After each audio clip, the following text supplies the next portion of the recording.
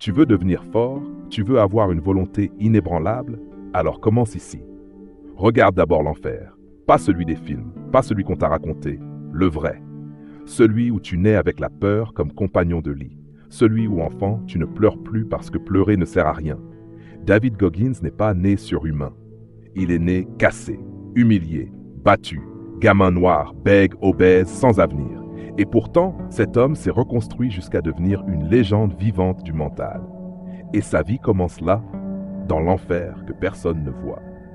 Le chaos d'une enfance abandonnée. David Goggins grandit à Buffalo, dans une famille marquée par la terreur. Son père, violent et dominateur, faisait régner la peur à la maison. À 6 ans, il travaille déjà dans la patinoire de son père jusqu'à minuit chaque jour. À 8 ans, il reçoit des coups, comme d'autres reçoivent des bisous. Il voit sa mère se faire frapper, et lui, il apprend à se taire pour survivre.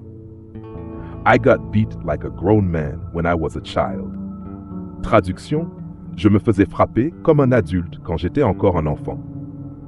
Bègue, anxieux, rejeté à l'école, Goggins grandit avec une certitude, il n'a aucune valeur.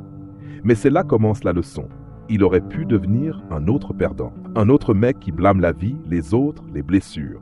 Il a choisi autre chose. Il a fait de sa souffrance un carburant. La fuite puis la chute. Adolescent, sa mère le sauve en fuyant leur père. Mais la liberté n'apporte pas la paix.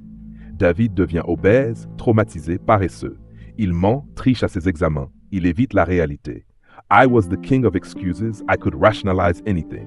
Traduction, j'étais le roi des excuses. Je pouvais justifier n'importe quoi. À 19 ans, il pèse plus de 135 kilos.